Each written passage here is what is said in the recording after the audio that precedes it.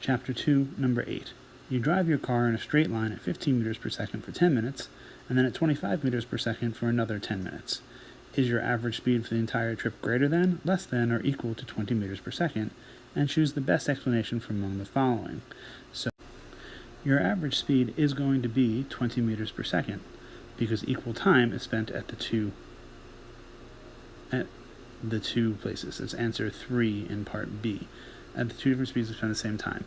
Answer 1 from part 3 is a little weird as it's directly contradicted by the problem, which tells us that they have the same time.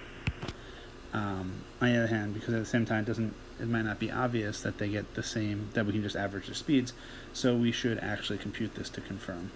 And the way we'll do that is to figure out, we'll say in trip 1, how far does it go in trip 1, and so we get something like delta x in trip 1 is the velocity in trip 1 times the time in trip 1, or 15 meters per second times 600 seconds, which is what 10 minutes comes out to be, and that's 9,000 meters. And in trip 2,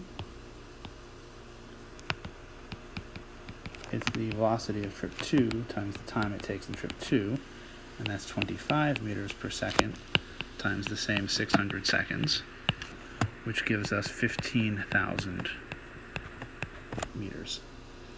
So delta x total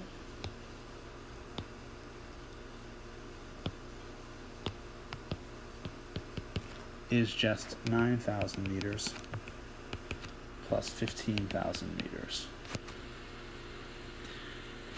which is 24,000 meters.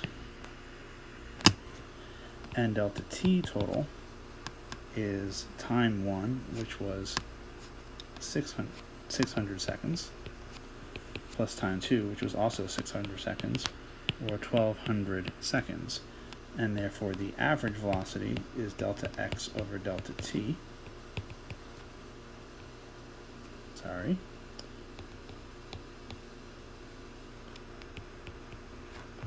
Which is 24,000 meters over 1,200 seconds. And we can see pretty easily, well, that cancels with that, and then 12 into 240 is 20 meters per second. And it's all exact, so it all works out the way we expected.